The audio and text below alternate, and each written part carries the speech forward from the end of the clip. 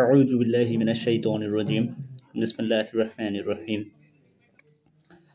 আজকে আমি history of English literature এর বিষয় নিয়ে আলোচনা করব। তো এটা আমাদের বিভিন্ন competitive exam, BCS, bank job থেকে শুরু করে সকল প্রকার জব এখান থেকে প্রায় কোশ্চেন এসে থাকে। এছাড়া সবচেয়ে বড় কথা হচ্ছে অনার্স দ্বিতীয় বর্ষের একটি পেপার আছে, সেটা হচ্ছে যে হিস্ট্রি অব ইংলিশ লিটারেচার। এটা পুরোটাই কভার করবে আর কি। তো আমরা এই বিষয়টা আলোচনা করব chronologically. Anglo Saxon prose writers, মানে আসলে হিস্ট্রি অব ইংলিশ লিটারেচারের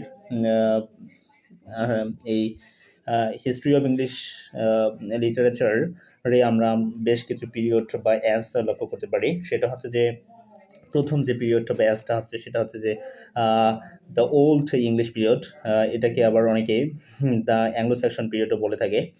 আর এখানে সবচেয়ে মজার বিষয় হচ্ছে যে এখানে শুধু আমাদের পিরিয়ডগুলোর নাম জানলে হবে না, এই পিরিয়ডগুলোর নামগুলোর সাথে ডিউরেশন, যে টাইম ডিউরেশনটা আছে, এটাও আমাদের ভালো করে জানতে হবে। তো প্রথম যেটা সেটা হচ্ছে যে দ্য ওল্ড ইংলিশ পিরিয়ড বা অ্যাংলো সেকশন পিরিয়ড, এটা শুরু হয় 450 থেকে 1066, যা মানে 450 থেকে 1066 সাল পর্যন্ত ওল্ড ইংলিশ পিরিয়ডটা চলে বা অ্যাংলো সেকশন পিরিয়ডটা বিলং করে। তো এই সময় বেশ কিছু প্রোজ রাইটার ছিল, প্রোজ রাইটার। তো আমাদের পরীক্ষায় এসে থাকে যে প্রোজ রাইটার, অ্যাংলো সেকশন পিরিয়ডের প্রোজ রাইটারগুলোর নাম লেখো বা কোনটি অ্যাংলো সেকশন পিরিয়ডের প্রোজ রাইটার। তো আমরা বেশ কিছু নাম এখানে দিয়েছি, সেটা হচ্ছে যে আল্ট, হেল্প, Bede, Wulfstan, Aelfric, Alfred the Great, এগুলো হচ্ছে ওল্ড ইংলিশ পিরিয়ডের প্রোজ রাইটার।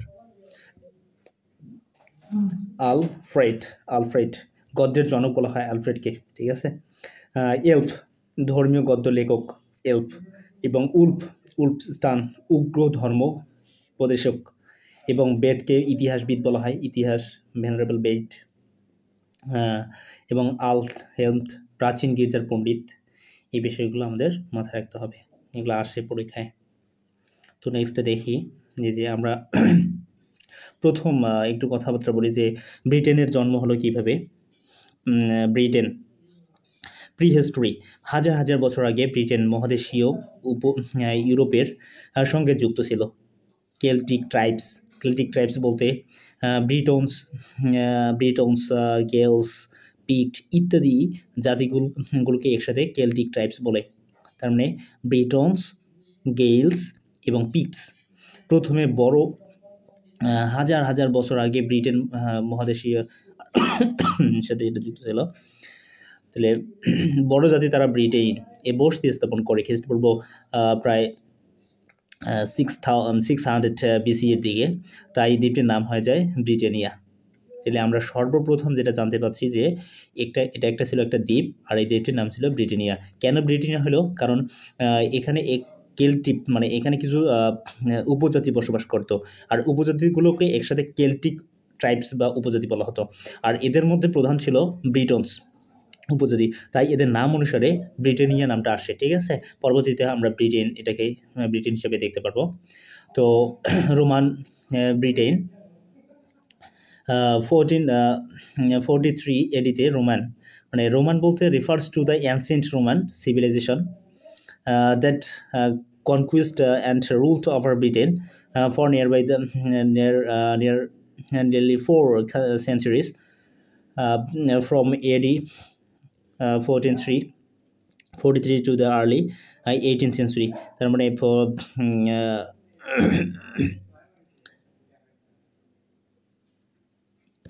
ইম্পোর ক্লাডিয়াস ব্রিটেন জয় করেন। সর্বপ্রথম ইম্পোর ক্লাডিয়াস ব্রিটেন জয় করেন। তাহলে ওই যে ব্রিটেন যে আমরা পাইলাম, দ্বীপটি পাইলাম, সেটা জয় করে প্রথম কে? সেটা হচ্ছে ইম্পেরর ক্লাডিয়াস। ব্রিটেন জয় করে প্রায় 400 বছর ব্রিটেন রোমান শাসন করে। রাস্তা, শহর, আইন, স্নানাগার রোমান সিভিলাইজেশনের নির্দেশন করে তোলে। এবং হেড্রেন্স ওয়াল মানে উত্তর ইংল্যান্ডের রোমান সাম্রাজ্যের সীমান্ত চিহ্নিত করে। সে কে করে? এটা হলো ইম্পেরর ক্লাডিয়াস, ইম্পেরর ক্লাডিয়াস, ঠিক আছে। আচ্ছা, 410 এডি রোমান সৈন্যরা রোম রক্ষা করতে চলে যায়। তার মানে ওই সময় ইম্পেরর ক্লাডিয়াস ব্রিটেন জয় করে। তাহলে করার পরে সেখানে কি করে 410 এডি পর্যন্ত এই যে রোমানরাই কিন্তু শাসন করে। তারপর যখন রোমানদের ওখানে নিজেদের সার্বভৌমত্ব রক্ষা করতে তারা চলে যায়, ব্রিটেন শূন্য হয়ে পড়ে এবং রক্ষাহীন হয়ে পড়ে। তখন কিং আর্থার ছিলেন এর কিংবদন্তি ব্রিটিশ রাজা, যিনি বলা হয় 14 থেকে 16 সেঞ্চুরি এডিতে স্যাক্সন ইনভাইডার্স এর বিরুদ্ধে ব্রিটেনদের রক্ষা করেছিলেন। ঐতিহাসিকভাবে তার অস্তিত্ব পুরোপুরি প্রমাণিত নয়, তবে ওয়েলস ক্রনিকলস অ্যান্ড কেল্টিক ফোলক্লোর এর উল্লেখে পাওয়া যায় যে কিং আর্থার ছিলেন তখনকার রাজা। তারপর অ্যাংলো স্যাক্সন ইনভেশনস, তারপর আসলো যে কেল্টিক ব্রিটনস। তারপর এভাবে র্যান্ডমলি আসতে থাকে বহু জাতি। তারা কি করে নির্ভর করে 7 kingdoms of Anglo Saxon England, মানে অ্যাংলো স্যাক্সন ইনভেশনসরা একটা কতগুলো গোষ্ঠী একত্রিত হয়ে একটা তারা কিংডম মানে একটা রাজ্য গঠন করে। এটার নাম দেওয়া হয় হেপ্টার্কি। কারণ হেপ্টার্কি বলতে বোঝায় হেপ্টা মানে হচ্ছে স্বাদ, আর আর্ক মানে শাসন। তাহলে অ্যাংলো স্যাক্সন আগমনের পর থেকে ইংল্যান্ডে 7টি প্রধান রাজ্য ছিল। অ্যাংলো স্যাক্সনরা আসলো, এই যে যখন রোমানরা চলে গেল তখন অ্যাংলো স্যাক্সনরা আসলো ওখানে, এসে ওরা 7টা বা রাজ্য গঠন করলো একসাথে। তার এগুলোর নাম ছিল ওই যে কেল্ট, ইসেক্স, সাসেক্স, ইস্ট অ্যাংলিকিয়া এবং মেরিকা, নর্দাম্বিয়া, ওয়েসেক্স। এই যে 7টা কেল্ট, ইসেক্স, সাসেক্স, ইস্ট অ্যাংলিয়া এবং মেরিকা, মার্সিয়া, এটা হবে মার্সিয়া, নর্দাম্বিয়া এবং ওয়েসেক্স। এই যে কেন্ট যারা ছিল তারা ছিল কি 15 থেকে 16 সেঞ্চুরিতে কেন্ট রাজ্যটা শক্তিশালী ছিল। আর এই শক্তিশালী যে মানে এই 7টা রাজ্যের মধ্যে যে রাজ্য বেশি শক্তিশালী ছিল ওই রাজ্যের রাজারাই বাকি 6টাকে কন্ট্রোল করতো এবং ওদের রাজ্য সহ, ঠিক আছে। তাহলে প্রথম শক্তিশালী রাজ্য ছিল কেন্টরা। তারা শাসন করছে 5th সেঞ্চুরি থেকে 17th সেঞ্চুরি পর্যন্ত, ঠিক আছে। তো কে ছিল কেন্টের প্রধান? ছিল অ্যাথেলবার্ট অফ কেন্ট। অ্যাথেলবার্ট প্রথম খ্রিস্ট ধর্ম গ্রহণ করেছিলেন, ঠিক আছে। অগাস্টিন তার সঙ্গীরা যে মঠ প্রতিষ্ঠা করেছিল সেই পরবর্তীতে ক্যান্টারবেরি ক্যাথেড্রাল নামে পরিচিত হয়। ফলে ক্রিশ্চিয়ানিটির মাধ্যমে ল্যাটিন লার্নিং ব্রিটেনে প্রবেশ করে। তাহলে এ সময় ল্যাটিন ভাষার লেখা শুরু হয় এবং চার্চরা কি করে স্কুল করে ওঠে ওই সময়। পরে ওল্ড ইংলিশে লিপিবদ্ধের সাহিত্য ভিত্তি করে। তাহলে নর্দাম্বিয়া 17th সেঞ্চুরি, এটা অতটা ইম্পর্টেন্ট না, 17th সেঞ্চুরি। তারপর মার্সিয়া 18th সেঞ্চুরিতে শাসন করে। তারপর ওয়েসেক্স 19th সেঞ্চুরি। এখান থেকে আমাদের বিষয়গুলো ভালো করে জানতে হবে। অবশেষে ওয়েসেক্স শক্তিশালী হয়ে ওঠে। রাজা এগবার্ট প্রথমবার বেশিরভাগ অ্যাংলো স্যাক্সন রাজ্য দখল করে। তাহলে এই যে 7টা রাজ্য ছিল এর বাইরেও কিছু রাজ্য গঠন করতে মানে প্রতিষ্ঠিত হতে শুরু করে। তখন এই যে ওয়েসেক্সের রাজা তিনি কি করলেন? আলফ্রেড দ্য গ্রেট ছিল এই মানে এই বংশেরই, এগবার্টের বংশেরই।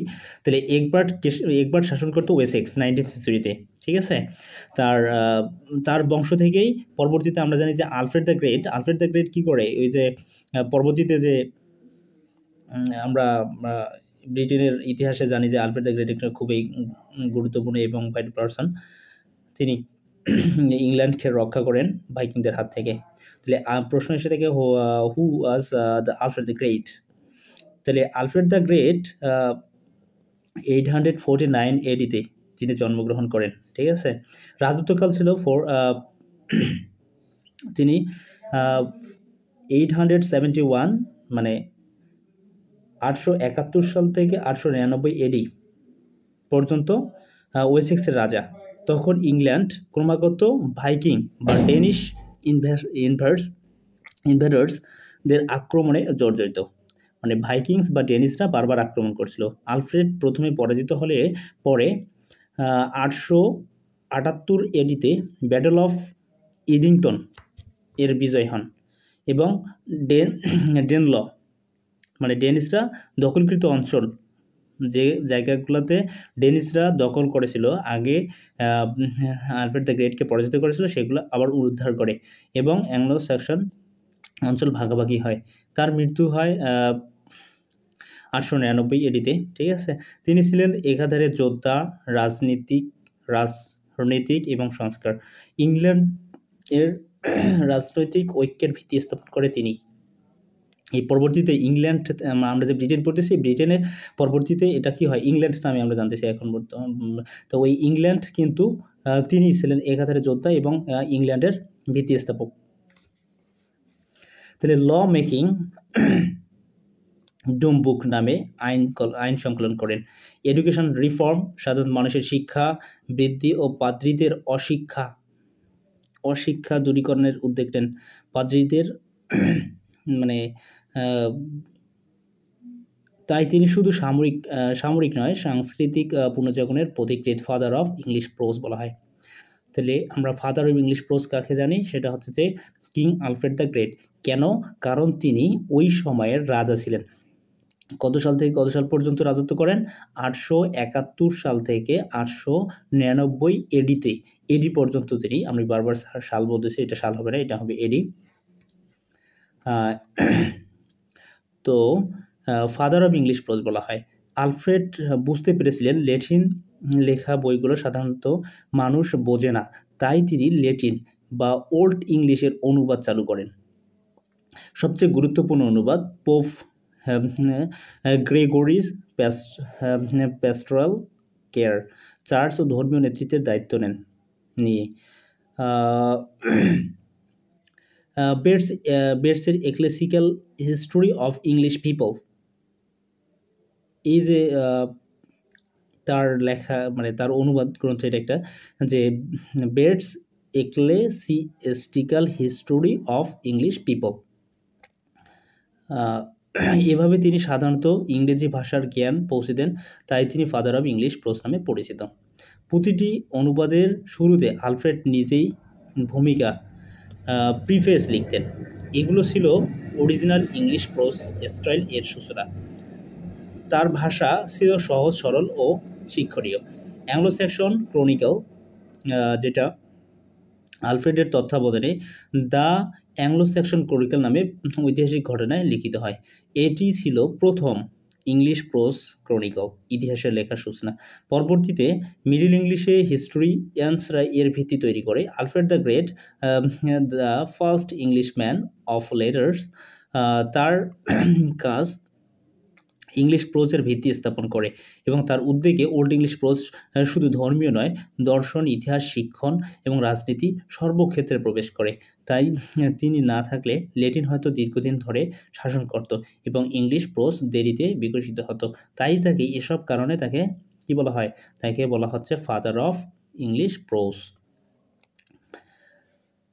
তো প্রশ্ন হতে পারে যে what do you know about King Alfred the Great, or why is called the father of English prose? তো এরকম প্রশ্ন আসতে পারে। তো এটাকে আমরা এভাবে হ্যান্ডেল করতে পারি যে king Alfred the great, king of Wessex, was not only great warrior but who served England from the Danes, but also a great scholar and patron of learning. At a time when Viking invasions had almost destroyed culture, he revived education and promoted English prose. He translated Latin works into common English, such as Pope's Gregory's pastoral care, Bethel's consolations of philosophy, Beard's ecclesiastical history of English peoples, এরকম আরও অনেক তিনি Latin লেখায় Latin ভাষায় লিখিত বিভিন্ন ধরনের লেখালেখি তিনি বাংলায় ওল্ড ইংলিশে ট্রান্সলেট করেন। Pope's Geoffrey's, Pope's Gregor's pastoral care, Bethel's consolation, et philosophicals, Orosius histories, and first of Beard's ecclesial history of English people, English, Old English, is he also inspires the writing of the Anglo-Saxon Chronicle, the earliest prose history in English. His simple and clear prose style laid the foundation of English prose, for which he is rightly called the father of English prose. It is thought that some of passages of the chronicles were directly by him. The Chronicle was the first national country's history of Western nations in its own language. From the literary points of view, it is the first great book in English prose. So, the claim of the Alfred the Great as the father of English prose is justified. তো সংক্ষেপে আমরা বলতে পারি যে king Alfred the great ছিলেন একাধারে যোদ্ধা, শিক্ষাবিদ। তিনি প্রথম রাজা যিনি ল্যাটিন গ্রন্থকে সাধারণ ইংরেজিতে অনুবাদ করেন এবং অ্যাংলো স্যাক্সন ক্রনিকল রচনা করেন। এজন্যই তিনি ইংরেজি গদ্যের জনক হিসেবে স্বীকৃত। তো আমরা জানি একটা ওল্ড ইংলিশে লেখা বা ইপিক, সেটা হচ্ছে বিয়োগ। এটা আমাদের সবারই জানা। সেটা হচ্ছে যে এটা সম্পর্কে একটু আমরা জানি। আনুমানিক 18th সেঞ্চুরি এডিতে কিছু গবেষক বলেন আবার 17 to 10 সেঞ্চুরি এর মধ্যে লেখা ইংলিশ। এটার ভাষা ছিল ওল্ড ইংলিশ বা অ্যাংলো স্যাক্সন পোয়েট্রি মধ্যে যেটা আমরা পাই। হিস্ট্রিক্যাল কনটেক্সট এটি রচিত হয়েছিল অ্যাংলো স্যাক্সন পিরিয়ডে। ঠিক আছে, তো এটাতে মোট 3182 লাইন্সের মতো আছে। লেখা হয়েছে এলিটারিভস ভার্স এ বা রিদম তৈরি হয় শব্দের প্রথম অক্ষরের পুনরাবৃত্তি দিয়ে, মানে এলিটারেটস ভার্স বলতে এটাকে বোঝাচ্ছে। এর পটভূমি পুরোপুরি স্ক্যান্ডিনেভিয়ান, ডেনমার্ক এবং সুইডেন এর আলোকে, যদিও রচনাটা ইংল্যান্ডে হয়েছে। হিরো ছিল বিয়োব এর গ্রেটেস্ট প্রিন্স ফ্রম সুইডেন। মানে বিয়োবের হিরো হচ্ছে যে একজন গ্রেটেস্ট প্রিন্স। ফার্স্ট অ্যাডভেঞ্চার, তিনি আসলে তিন সময় তার যে কাহিনীটা আছে সেটা 3টি ভাগে ভাগ করা হয়েছে। প্রথম অ্যাডভেঞ্চার, তিনি প্রথম যে সফর করেন বা যান, তিনি হচ্ছে যে ডেনমার্কে গিয়েছিলেন। কিং হর্তাগার এর সাহায্য করেন। মানে হর্তাগার এর হল, উনি একটা হল, ওই রাজা হর্তাগার একটা হল বানিয়েছিলেন। সেটা হচ্ছে যে হেরোদ দানব গ্র্যান্ডেল বারবার আক্রমণ করেছিল। ওই যে হর্তাগারের হলটা হচ্ছে হেরোদ বারবার আক্রমণ করেছিলেন। বিয়োব এই যে গ্র্যান্ডেলকে মেরে ফেলে। সেকেন্ড যে অ্যাডভেঞ্চার, এটা আমি সংক্ষেপে বলে যাচ্ছি আর কি। পরে গ্র্যান্ডেল এর মা প্রতিশোধ নিতে আসে এবং বিয়োবের আবার যুদ্ধ করে তাকে হত্যা করে, মানে বিয়োব তাকে পরাজিত করে, তার মাকেও পরাজিত করে। ফাইনাল অ্যাডভেঞ্চার হয় 50 বছর পরে, যখন বিয়োব বৃদ্ধ বয়সে একটি ফায়ার ব্রেথিং ড্রাগন এর সঙ্গে যুদ্ধ করে। তিনি ড্রাগনকে মেরে ফেলেন কিন্তু নিজেও মরণাত্মকভাবে আহত হন। মৃত্যুর পর তাকে বীরের মতো সমাধি দেওয়া হয়। এবং এটা থেকে আমরা কি জিনিসগুলো জানতে পারি, সেটা হচ্ছে হিরোইজম। তখনকার বিষয়ে যে হিরোইজমটা ছিল, গুড অ্যান্ড ইভিলস, মানে মানুষ ভালো মন্দ এবং মধ্যে ছিল, ভালো দিকগুলো এবং খারাপ দিকগুলো আমরা এটার মাধ্যমে জানতে পারি। এবং ফেট, অ্যাংলো স্যাক্সন যে বিশ্বাস করতো মানুষজন, সেটা বেশি জানতে পারি। রয়্যালটি, অনুগত্য এবং কিনশিপস এবং কমিটিটাস, মানে রাজা এবং যোদ্ধাদের মধ্যে সম্পর্ক আমরা বুঝতে পারি। এবং মোরালিটি অ্যান্ড ট্রান্সিয়েন্স অফ লাইফ, এবং নৈতিকতা এবং ক্ষণস্থায়ী মানুষের জীবনের ক্ষণস্থায়ী ইত্যাদি বিষয়গুলো আমরা এর মাধ্যমে জানতে পারি। প্রথম ইংরেজি মহাকাব্য বলা হয় এটাকে। অ্যাংলো স্যাক্সন হিরোইক কালচার এর প্রতিচ্ছবি। এটি অ্যাংলো স্যাক্সন সমাজের যুদ্ধপ্রধান চরিত্র, ধর্মীয় দ্বন্দ্ব, নৈতিক আদর্শ তুলে ধরে।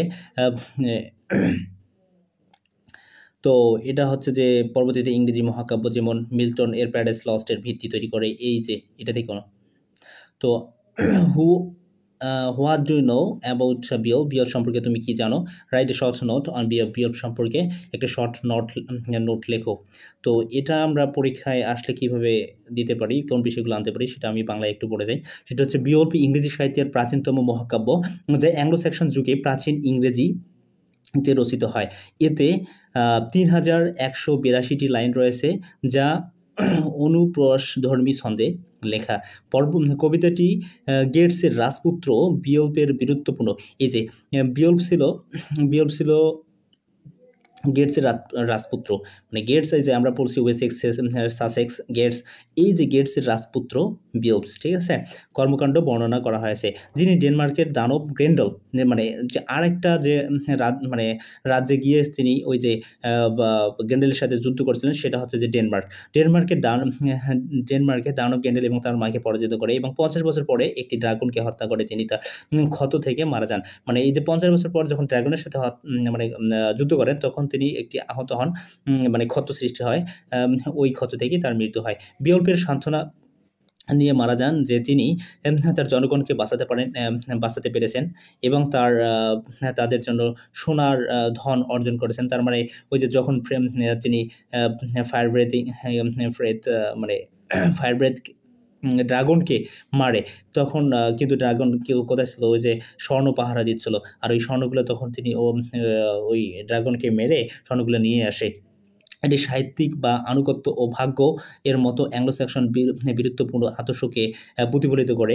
বিয়ল্প কেবল প্রাথমিক ইংরেজি কবিতা নয়, বরং জার্মান বীরত্বপূর্ণ যুগের একটি মূল্যবান ঐতিহাসিক দলিলও। ঠিক আছে। তো কবিতাটির শৈল্পিক ঐক্যের অভাব রয়েছে এবং রহস্য, ভয়াবহতা এবং মহত্বের অনুভূতি জাগ্রত করতে ব্যর্থ হয়। তদুপরি এতে বিশ্বের সকল মহাকাব্যগুলিতে পাওয়া সূক্ষ্ম পলিশের অভাব রয়েছে। এর বিভিন্ন ত্রুটি সত্ত্বেও বিয়ল্পের বেশ কিছু মহাকাব্যিক গুণ রয়েছে। আছে বিভ্রান্তি, দীর্ঘ বক্তৃতা, ভ্রমণ, অনুসন্ধান, অতি প্রাকৃত উপাদান, এর শৈলীতা ধারাবাহিক মর্যাদাপূর্ণ, ঐশ্বর্য, বৈচিত্র্য ও মনোরম প্রকাশের গুণাবলী উচ্চতর করেছে। তদুপরি শোলেন বক্তৃতা, সংযত সুর, বিষণ্ণ নোট এবং গভীর আন্তরিকতা কবিতাটিকে মর্যাদাপূর্ণ করেছে। এভাবে আমরা দেখতে পাই যে প্রাচীন কবি বিয়ল্প সৃষ্টির সফল হয়েছে এবং উচ্চ আদেশের এক মহাকাব্য।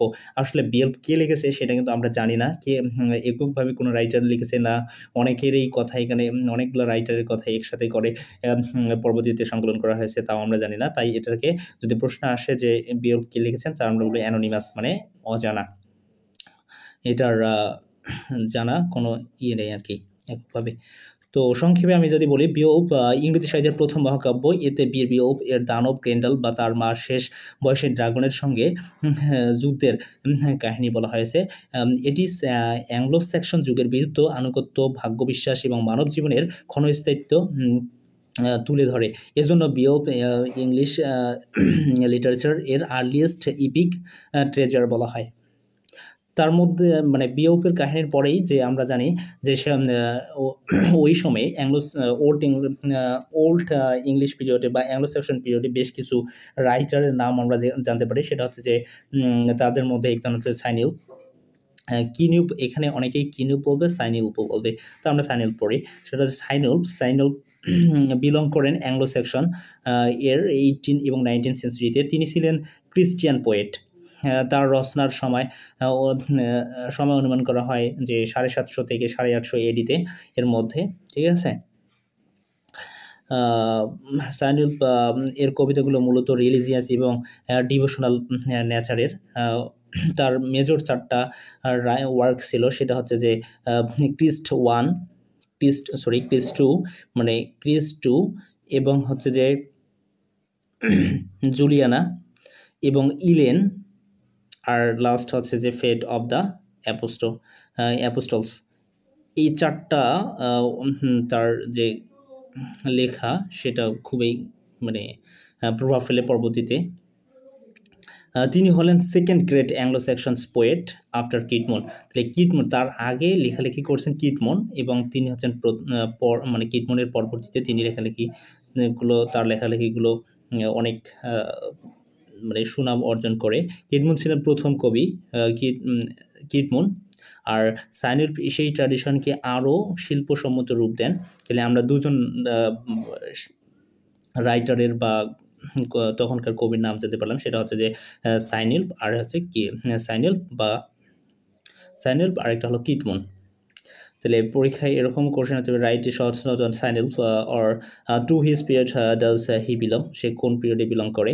তো সাইনিলপের সম্পর্কে আমরা যদি শর্টকাটে বলি, তাহলে Cynewulf was an Anglo Saxon Christians poet who influenced in the 18 to 8th and 9th century AD.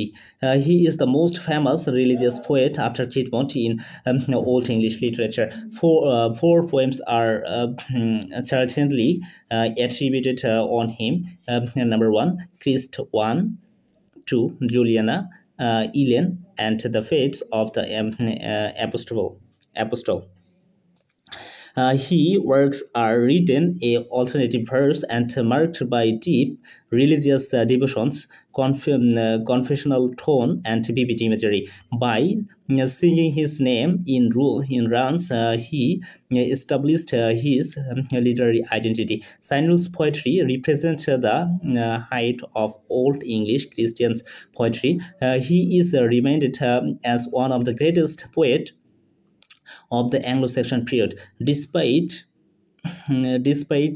the limited information about Sainul's life, his contributions to Old English literature have left a lasting impact. His work provided valuable insights into the religious and cultural milieu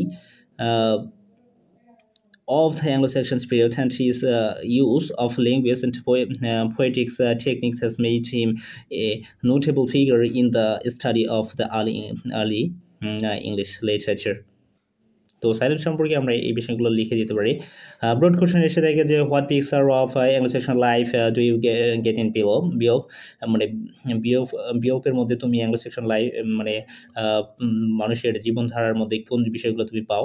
তো এগুলোর মধ্যে আমরা ধরো লিখতে পারি যে a life centred on heroism and war, মানে বীরত্ব এবং যুদ্ধকেন্দ্রিক জীবন আমরা দেখতে পাই।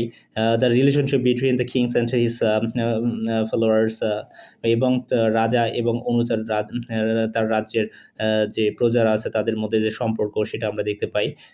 এবং mead halls, pleasure, banquet and mead hall culture, মানে মিট হল কালচার বলতে এখানে বোঝাচ্ছে যে মানে ওই সেই সময় যে মানে আনন্দ উল্লাসের জন্য হল ছিল, এখানে কিভাবে মানুষজন আনন্দ এনজয় করতো সেটা আমরা বুঝতে পারি। সেটা আমরা pleasure, banquet and mead hall culture, এই বিষয়গুলো আমরা তুলে আনতে পারি। ধর্মীয় দৃষ্টিকোণ থেকে, রিলিজিয়াস পারসেপটিভ থেকে আমরা বলতে পারি প্যাগানিজম ভার্সেস ক্রিশ্চিয়ানিটি সেই সময় বিস্তার লাভ করতে থাকে সেই সময়। এবং আত্মীয়তা ও প্রতিশোধ মানে কিনশিপ অ্যান্ড রিভেন্স, মানে নিজেদের আত্মীয়দের মধ্যে রক্ত সম্পর্ক, গোত্র ঐক্য এবং প্রতিশোধ অ্যাংলো-স্যাক্সন জীবনের গুরুত্বপূর্ণ অংশ সে সময়। Philosophy of the life and death, জীবন দর্শন এবং মৃত্যু ইত্যাদি বিষয় আমরা তুলে ধরব। তাহলে আমাদের প্রশ্ন উত্তরটা হয়ে যাবে আর কি। তো দেখি নেক্সট কি আছে, সেটা হচ্ছে যে what picture of the Anglo Saxons life do you get in বিওপ, ওই কোশ্চেনটাই, সেটা হচ্ছে এলিবোরেটলি এখানে ডিসকাশন করা আছে। তোমরা যদি কেউ পিডিএফটা পেতে চাও তাহলে আমাকে অবশ্যই কমেন্ট করবে, এবং আমি নাম্বার দিয়ে রাখবো, ওই নাম্বারে তোমরা আমাকে হোয়াটসঅ্যাপে নক করতে পারো।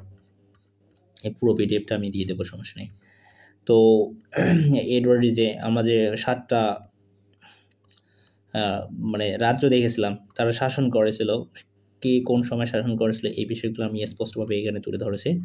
তো then Harold Harefoot Saxon restoration, Edward the Confessor. এই যে এখান থেকে আমাদের বিষয়টা আরও ভালো করে জানতে হবে, সেটা হচ্ছে যে Edward the conversation. Edward the conversation পূর্বপুরুষ ছিলেন তার বাবা এথেলেট দ্য আনরেডি। তার মা নরম্যান্ডির ইমা। তিনি ওয়েসেক্স পরিবারের শেষ শাসক ছিলেন। তার জীবনের বেশিরভাগ সময় নরমান্ডিতে নির্বাসনে কাটিয়েছিলেন। তার শাসন ছিল শান্তিপূর্ণ, কিন্তু রাজনৈতিকভাবে তিনি ছিলেন দুর্বল। দীর্ঘ সময় নরমান্ডিতে নির্বাসনে কাটানোর ফলে তিনি নরমানদের উপর নির্ভরশীল হয়ে পড়ে। ফলে নরমানের প্রভাব ইংল্যান্ডের খুবই বেড়ে যায়। তিনি মৃত্যুর পর কোনো সরাসরি উত্তরাধিকার রেখে যাননি। তাহলে এডওয়ার্ড দ্য কনফেসর এর কোনো উত্তরাধিকার ছিল না। ফলে এই যে এরপরে যে হ্যারল্ড আসে, আমরা জানতে পারি যে লাস্ট সেকশন কিং হ্যারল্ড ছিল। সেকশনদের মধ্যে সর্বশেষ রাজা ছিল হ্যারল্ড। তো হ্যারল্ড কী করলো? হ্যারল্ড গডউইনসন তার পুরো নাম, ছিলেন শেষ Anglo Saxon king of England. তিনি হাউস অফ গডউইন সবচেয়ে শক্তিশালী এর সন্তান। তার বাবা ছিলেন যে হাউস অফ গডউইন, তার বাবা গডউইন আর্ল অফ ওয়েসেক্সের রাজা ছিলেন। হ্যারল্ড 1053 সালে তার মৃত্যুর পর আর্ল অফ ওয়েসেক্সন হ্যারল্ড তার বাবার মৃত্যু হয় 1053 সালে। তখন তিনি কী হন? ওয়েসেক্সের রাজা হন এবং সিংহাসনে আরোহণ করেন 1660-তে। তো আমরা জানি যে অ্যাংলো স্যাক্সন পিরিয়ডটা শেষ হয়েছিল 1660-তে। জানুয়ারি 16-তে এডওয়ার্ড দ্য কনফেসর মারা যান, তার সন্তান না রেখেই। হ্যারল্ড যিনি এডওয়ার্ডের শ্যালক, হ্যারল্ড ছিলেন কে? হ্যারল্ড ছিলেন এডওয়ার্ডকে শালা, ব্রাদার ইন ল, সবচেয়ে শক্তিশালী আর্ল এবং উইটন রাজকীয় পরিষদ নির্বাচিত। তিনি হ্যারল্ড আহরণ করেন। তো King Harold two of England, তার প্রতিদ্বন্দ্বী কারা ছিল আর কি? হ্যারল্ড এর দাবির বিরুদ্ধে আরও 3 জন দাবি করেছিলেন, কিন্তু তারা বেশি একটা সুবিধা করতে পারেনি। তো আমরা জানি যে কিভাবে হ্যারল্ডকে পরাজিত করা হলো। পরে আবার মিডল ইংলিশ পিরিয়ডটা শুরু হলো উইলিয়াম ওয়ান দ্বারা। উইলিয়াম ওয়ান কিন্তু ব্যাটল অফ হেস্টিংয়ে হ্যারল্ডকে, লাস্ট সেকশন কিং হ্যারল্ডকে পরাজিত করে তিনি রাজত্ব নিয়েছিলেন। তো এরপরে এই যে একটা পিকচার আসে, ওই যে এই এই কোশ্চেনটা খুবই important. What picture of Anglo Saxon life do you get in Beowulf? Beowulf কাব্যের মাধ্যমে অ্যাংলো স্যাক্সন জীবনের কোন দিকগুলো তুমি খুঁজে পাও বা দেখো ফুটিয়ে উঠেছিল সেই বিষয়গুলো। তো আমরা এটা শর্টলি আলোচনা করেছি। তো এই বিষয়গুলো যদি আরও ভালো করে জানতে চাও তো পিডিএফটা পড়ে নিতে পারো। তার ব্রড কোশ্চেনে এটা আসতে পারে। তো এই যে আমরা মিডল ইংলিশ পিরিয়ড থেকে শুরু করব।